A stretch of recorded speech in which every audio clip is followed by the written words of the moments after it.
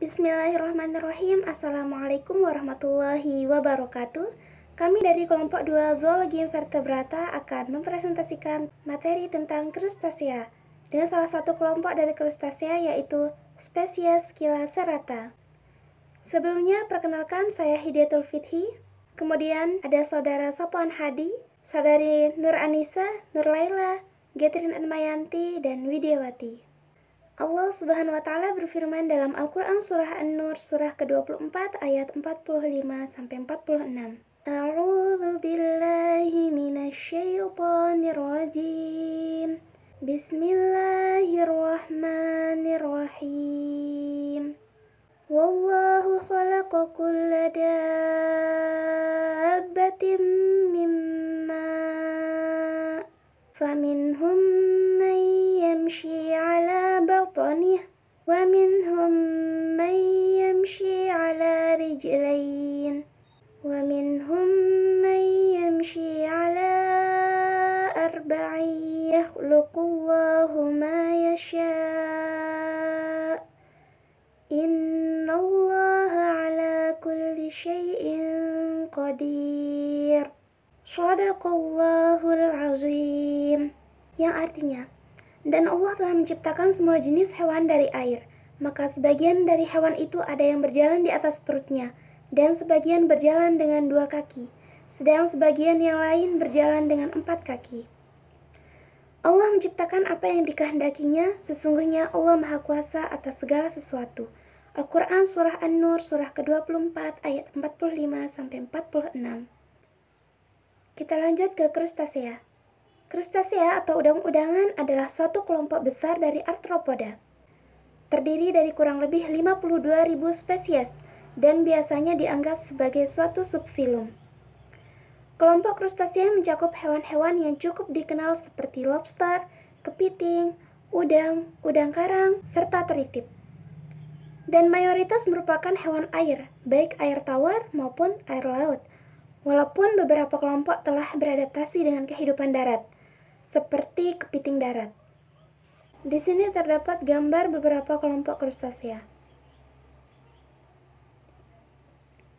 Kita mengambil salah satu kelompok dari krustasea yaitu kepiting bakau atau Scyllacerata. Kepiting adalah binatang krustasea berkaki 10. Mempunyai ekor yang sangat pendek atau dalam bahasa Yunaninya brachy yang artinya pendek dan yura artinya ekor. Perutnya tersembunyi di bawah toraks. Tubuh kepiting umumnya ditutupi dengan exoskeleton atau kerangka luar yang sangat keras dan dipersenjatai dengan sepasang capit. Habitat dari kepiting yaitu hidup di air laut, air tawar, dan darat dengan ukurannya yang beraneka ragam, mulai dari ukuran pea crab yang lebarnya hanya beberapa milimeter hingga kepiting laba-laba Jepang dengan rentangan kaki hingga 4 meter. Di sini terdapat gambar kepiting bakau atau Scyllacerata. Klasifikasi ilmiah kepiting bakau atau Scyllacerata yaitu Kingdom Animalia, Phylum Arthropoda, Subphylum Crustacea, kelas Malacostraca, Ordo Decopoda, Infoordo Brachyura, Familia Portunidae, genus Scylla, dan spesies Scyllacerata. Selanjutnya akan dijelaskan oleh saudari Getrin Atmayanti. Kepadanya dipersilahkan. Assalamualaikum warahmatullahi wabarakatuh.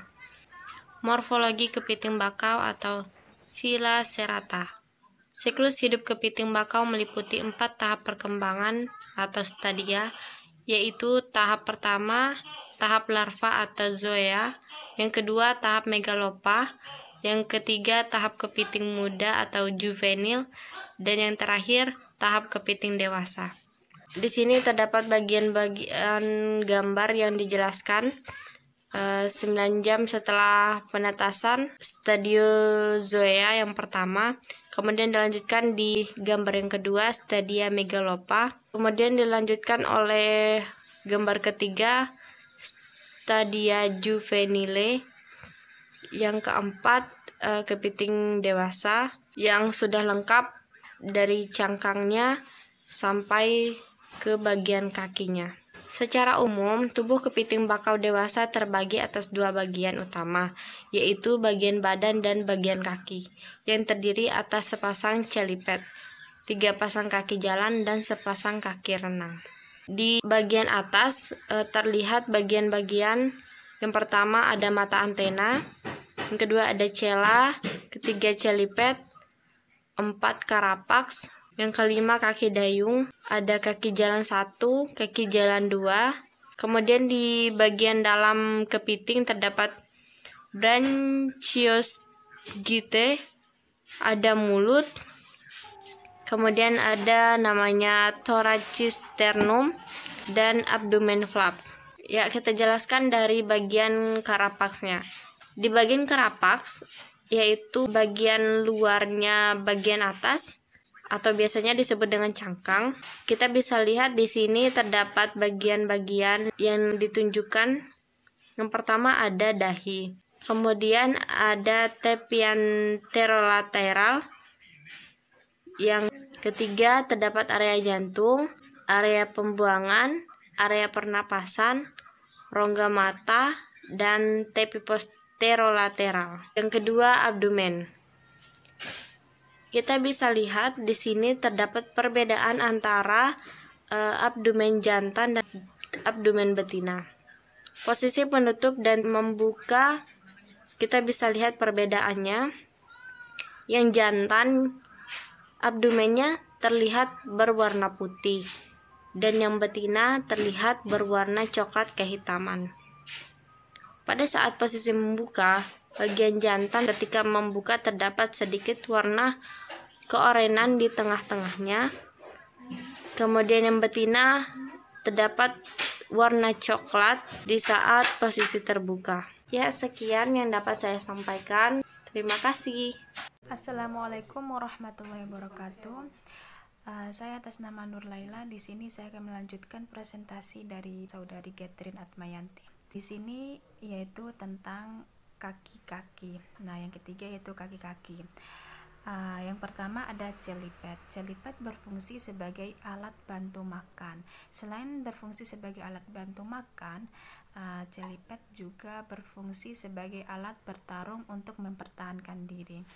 Adapun bagian-bagian dari celiped yaitu ada dactylus, propondus, carpus, merus, tepi anterior, tepi posterior, cosca, basis, dan cium. Nah, selanjutnya yaitu ada kaki jalan. Kaki jalan berfungsi ketika proses penetasan telur itu berlangsung.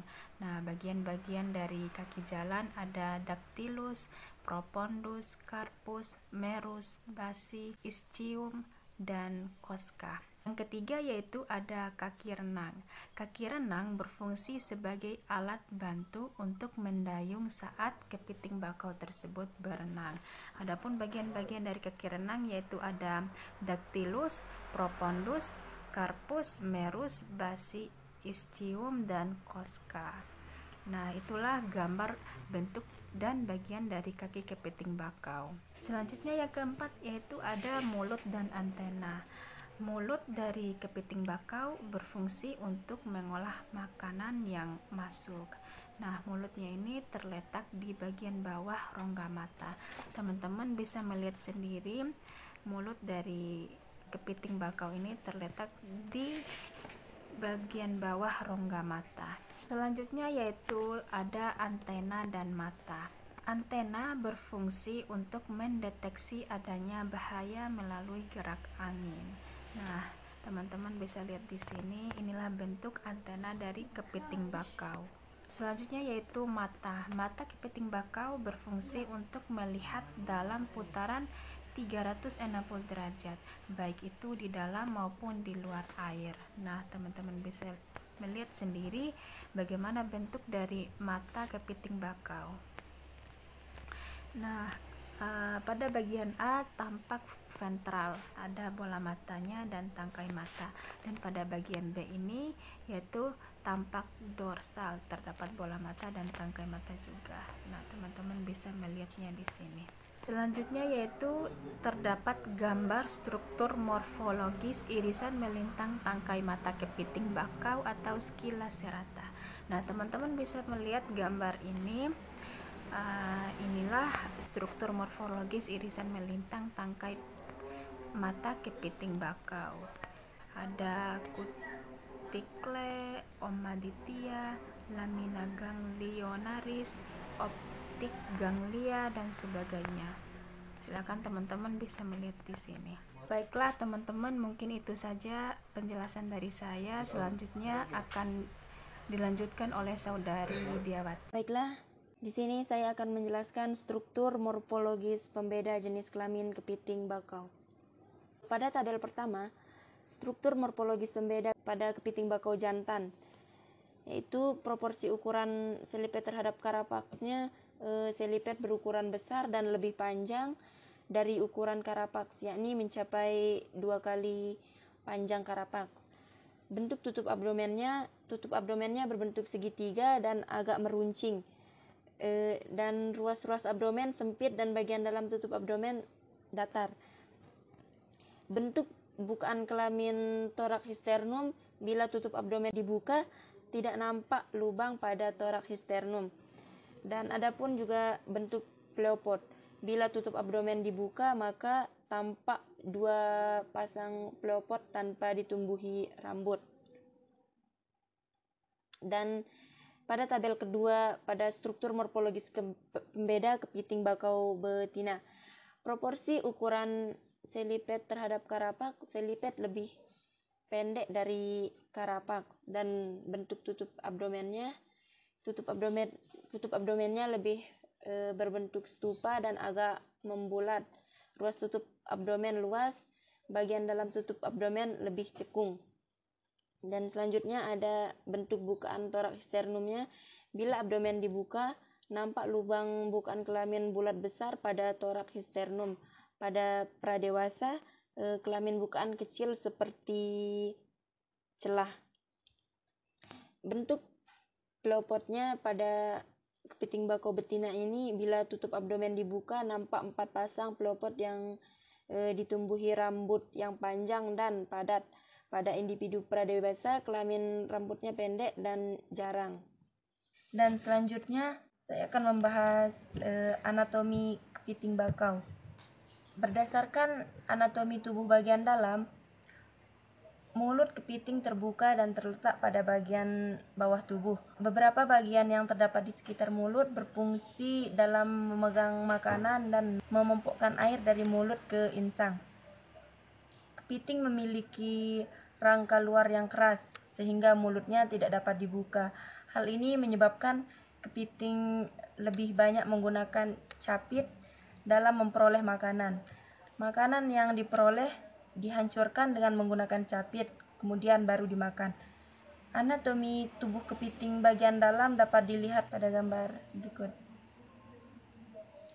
Pada gambar tersebut terdapat ruang insang, kelenjar pencernaan, kaki renang kelima, lubang saluran, ada juga jantung, atap penutup jantung, telur, dan pembersih insang. Insang kepiting terbentuk dari pelat-pelat pipih, mirip dengan insang udang. Namun dengan struktur yang berbeda, insang yang terdapat di dalam tubuh berfungsi untuk mengambil oksigen, biasanya sulit dilihat dari luar. Insang terdiri dari struktur yang lunak terletak di bagian bawah karapas, sedangkan mata menonjol keluar berada di bagian depan karapas. Sekian, wassalamualaikum warahmatullahi wabarakatuh. Terima kasih teman-teman telah menonton video dari kami.